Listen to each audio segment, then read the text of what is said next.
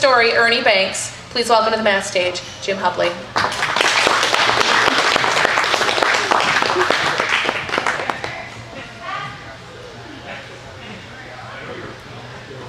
Well, this is like almost paradise. Telling stories at a brewery. A little cigar smoke and some pool tables, and I'd be close to paradise I'm ever going to get. And on that. Well, I got to tell you, I retired 5 years ago, and one of my things I was going to do was go through all my vinyl LPs and sell them. I knew somebody that wanted to buy them in St. Paul. And the first one I grabbed was Jerry Garcia's Old and in the Way. And I thought, that's really a bad omen. So I disappeared for a while. A couple of people said, I haven't seen you for a long time. Where you been? I said, I've been around, but I haven't. I just, do my thing. And I take naps a lot, whatever. But, I don't have senior moments. I have what I call whiskey tango foxtrot moments, which is the Army phonetic alphabet. And the foxtrot, that's really a dance, so real men don't dance, so they throw that out and put in the real F word that they use in the military. I was telling somebody about that today, and I did this whole mimic about two guys talking on the radio while getting hit with mortars. And I couldn't believe they were using that word on the radio, and I thought that's the way it was, and they did. Anyway,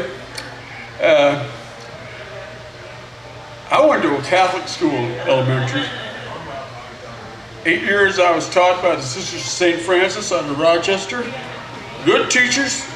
Just a minute. I thought I saw one of them. Anyway, and there's 4 of them that I had for teachers that are still alive, and they're in their late 80s, early 90s, and I've reestablished relationship with them and talk about good storytellers. I mean, they really got some stories.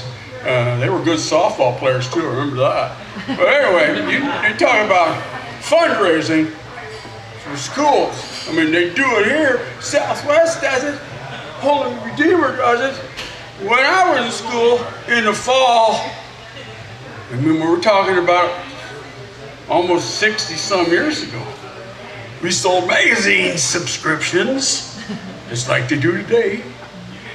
And in the winter, we sold Christmas cards.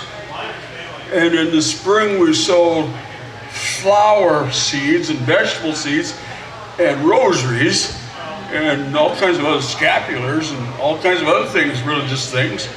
And we raised money.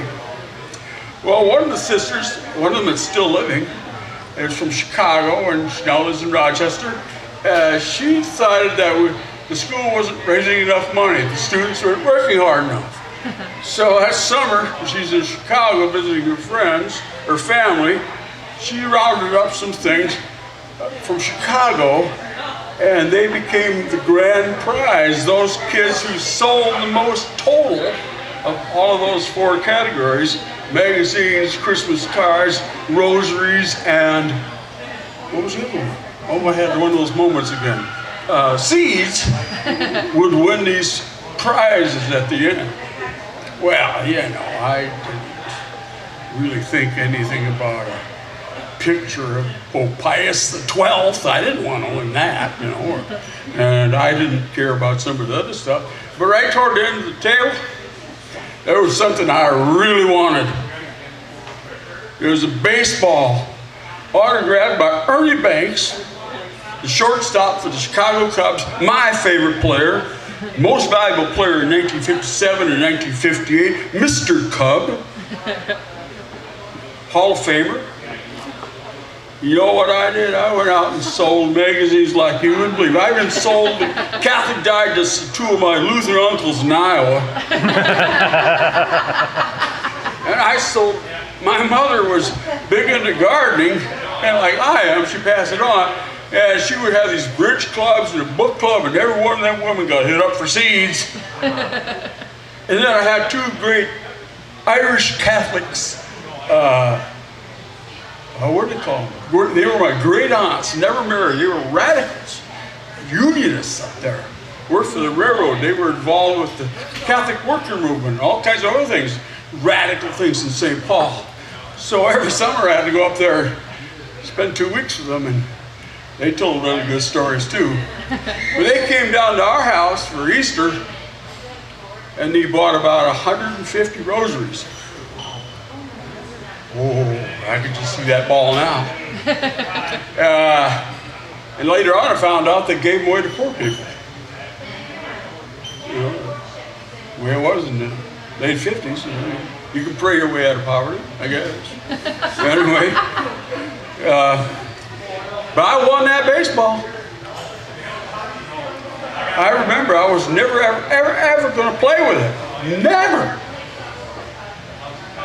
Well, one of the places we played ball in that little town was behind the backyard of the Metz family.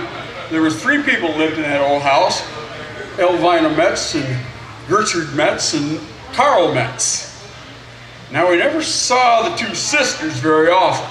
I mean, once in a while you catch a glimpse of them hanging sheets out, or late at night at a grocery store, and they always wore black. From the tip of their high-buckle shoes right up to here. I found out they were, well, those are mourning clothes. They were both widows. And they always wore black. Carl, we saw him a lot. Their yard was surrounded by a big honeysuckle hedge, and we didn't go in the yard. Oh, it's pretty spooky. We'd just hunker down into the honeysuckle bush and hedge and watch Carl. He would weld. His yard was full of junk. I remember seeing 2-row corn pickers out there, and old beat-up tractors and cars, and he would just weld and weld and weld. And if he would catch us looking at him, he had this big old axe like a hammer, and he would shake it at us, and we'd run like hell. Well, you know, spring came along, and I was like 7th grade after winning that ball, and we went out and played ball behind the Metz's backyard. And one of the rules was you could never hit the ball over the honeysuckle hedge, and you could never hit the ball into the honeysuckle hedge because Kyle would start chasing us with that axe or that hammer or whatever it was, and we would run like hell. Well, nobody was big enough to hit it that far. Well, we started playing ball, and I hit a couple of them into, really across the road into a bean field that was just been planted. It was really muddy. We couldn't find those balls. They were gone. Hit them in the mud. We came out of there covered with mud looking for them baseballs. And my friends started ragging on me about using that Ernie Banks ball. And I thought, no way I'm going to use that ball. And then they decided I couldn't play with them anymore.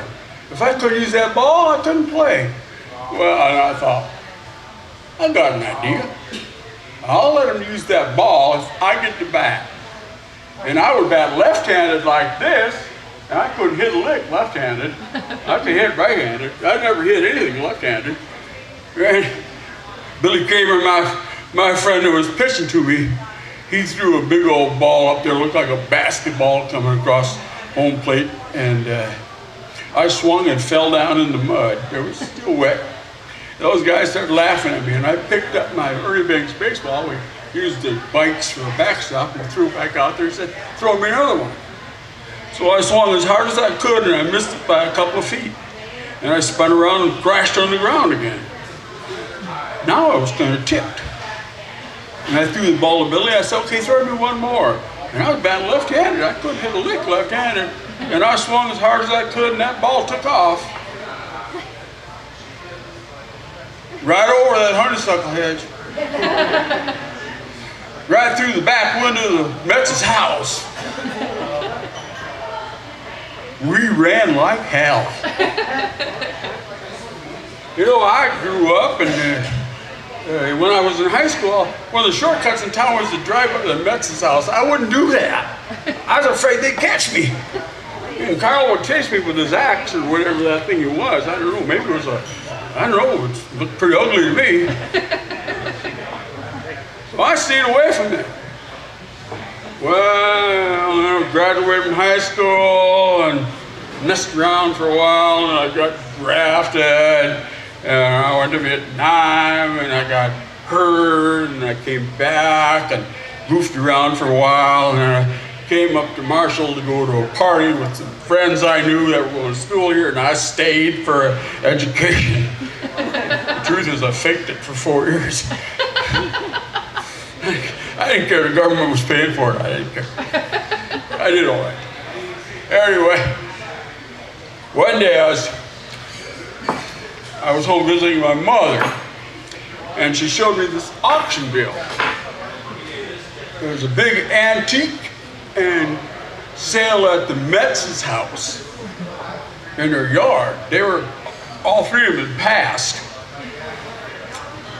So I thought, that house is open up in the morning, you can go walk through it. And I felt safe. Because they were all dead, and I would go walking through that house. And so I went there, I had a number, and I would get to see what they had for sale. And the line moved slowly. And I walked into the garage next door, and it was kind of falling down. And I was looking at all this junk. And there was junk. And for me, I thought it was. And I heard the back screen door open. And I turned around and I thought, oh my God, they aren't dead. And I ran like hell. When I ran to my car, and I thought, hey, they're dead. So I went back in the garage and I was looking around, all these old peach crates and shoe boxes and lots of old tools I kind of liked, you know. I liked old tools. I used to collect old tools. I'm not a hoarder. I just buy and fix them up and weld them in to look like something. And anyway, I was standing there looking at this box and 3 or 4 shelves up, and I pulled it off, and this ball came down, hit me right in the bill of my cap. I bent over and picked it up. There was Ernie Banks written on that ball. I ran like hell.